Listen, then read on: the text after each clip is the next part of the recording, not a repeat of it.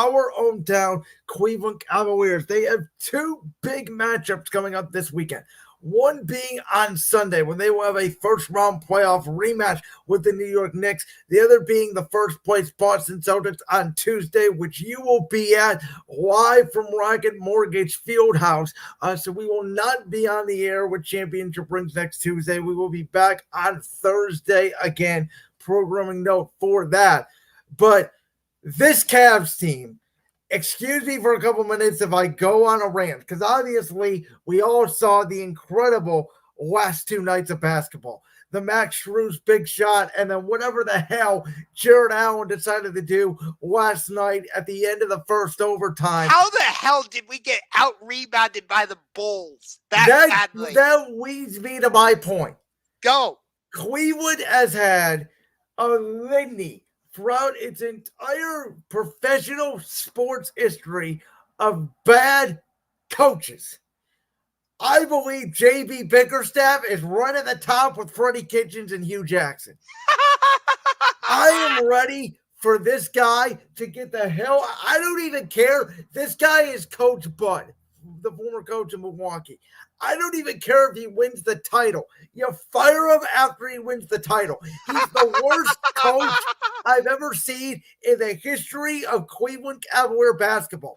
Number one, the reason why Max Strus had to make that incredible 57-foot shot is because Donovan Mitchell, your best player, wasn't in the game for quote-unquote defensive purposes.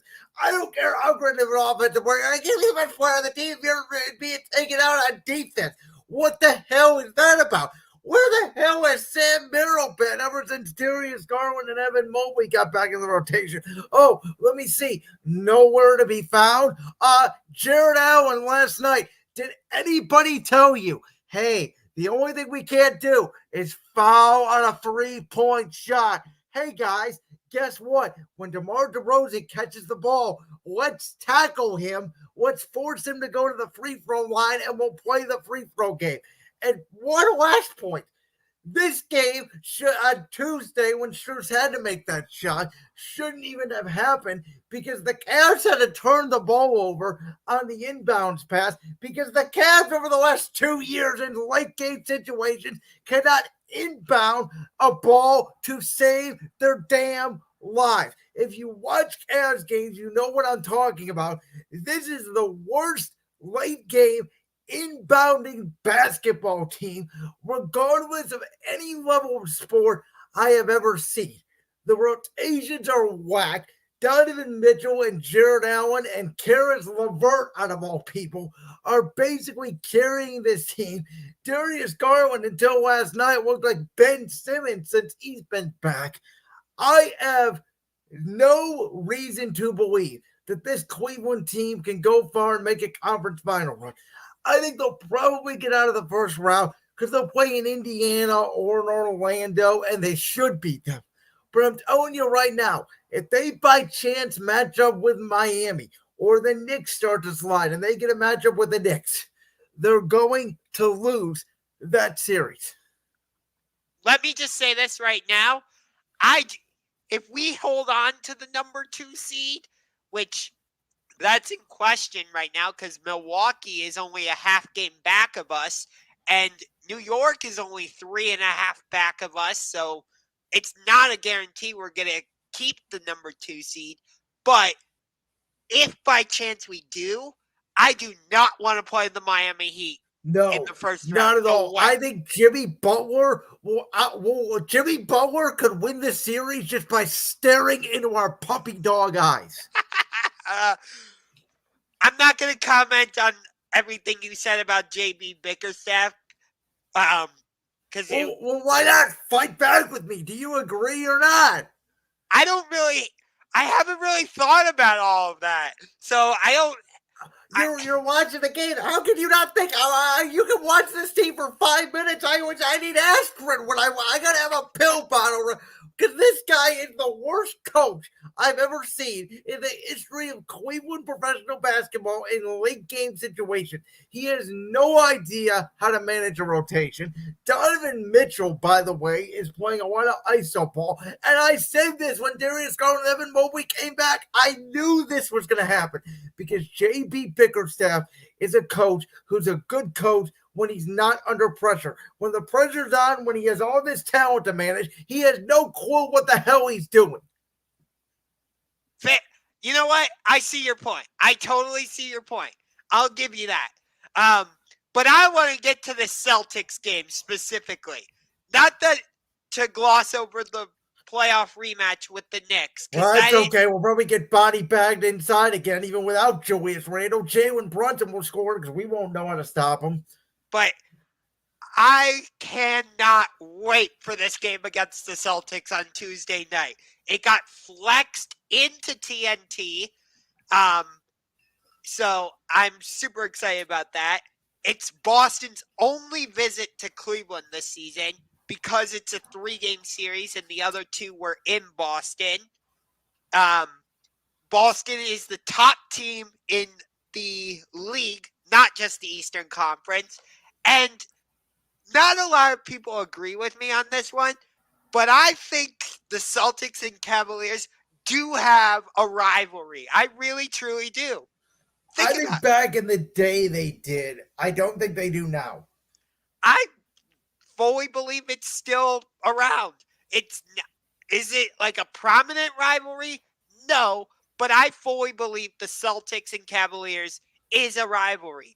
They've met in the playoffs, 2008, 2010, 2015, 2017, 2018.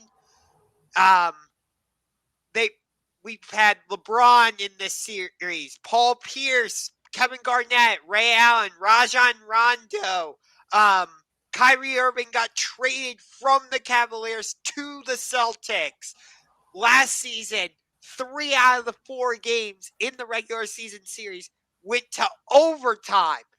And the Cavaliers won the regular season series against the Celtics last season 3-1. I was at the 4th game of the season series in Cleveland, and that game was fantastic. So, in my opinion, yes, Celtics-Cavaliers is a rivalry. And is it one of the best rivalries in the NBA? I don't know about that, because not many people talk about it. But in my opinion, yes, it is a rivalry. And when I saw that when this game was, I immediately circled it and I said, oh, I am definitely buying the ticket for this game. Did I think it was going to be number 1 in the East against number 2 in the East? No, but hey, I'll take it. So I can't wait. I'm going to make 2 quick points before we move on. Go ahead. Number 1, I'm going to respond to your point of it being a rivalry because this is what I've been saying this for the last 6-7 years. I truly believe the last real rivalry in the NBA, you have to date all the way back to the last 4 NBA finals between the Cavs and the Warriors. I think that was the only true last full-blown hate each other rivalry in the NBA that actually meant something with real stakes. Because while Sixers Celtics has been nice and Heat Celtics has been pretty good, they have not raised to the level that Cavs and Golden State was during that 4-year NBA final run, and I don't even think it's close. Now, to your second point, about either of these games, Cavs, Knicks, Cavs, Celtics, I am going to be watching our Cleveland Cavalier team very closely these 2 games. Not even if they win.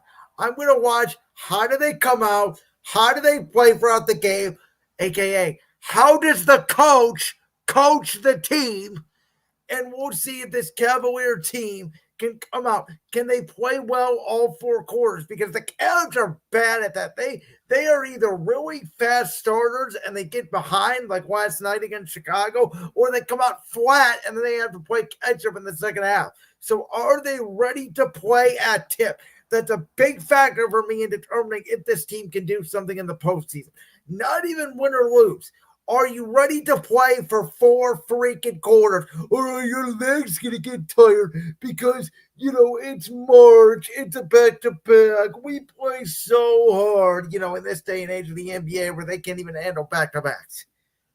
I do hate that we play the Celtics on Tuesday, and then we have to turn around and play the freaking Hawks on Wednesday. So, but hey, I'm not the NBA. Listen, the Cavs got all of their easy wins when everybody was out. They were lucky. The schedule was very easy. If you look back at that schedule, they got a lot of cupcakes on that schedule. They got them to where they are. The March schedule is tough, which may help them again come postseason time. And by no means am I saying the Cavs are title contenders, because I don't believe that. I mean, Boston is clearly number one. If Milwaukee can get their act together, I would put the Bucks ahead of the Cavs. I would even put the Knicks slightly ahead of the Cavs right now. I don't know about that. I think head to head, I think they're better than the Cavs, but I don't know if they're better overall, if that makes sense. I think it's a bad matchup for the Cavs, but I think the Cavs are the better team. Okay, that's fair. I do agree. Let me say this. I do agree with you about the rotation issues. Like, I don't get it.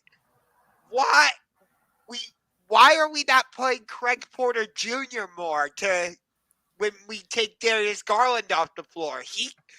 Craig Porter Jr.'s had some good moments this season. Because our coach doesn't know what he's doing. I also agree with you about Sam Merrill. Let me also just say this. Do you remember Lamar Stevens? Great player. By the way, I believe he's in Memphis, right? I think he's with Boston. No, I believe he was in Memphis. I think he had a good night for them the other night. Anyway, so I don't get why he didn't play in the series against the Knicks. He is with Memphis, by the way. I was right on that. And yeah, I agree with you, but I don't want to rehash that right now. Fair, but I just wanted to say that because when I was at the game against Boston last season, Lamar Stevens was a big part of the reason why we won that game. So the fact that he's not with us now still bothers me a little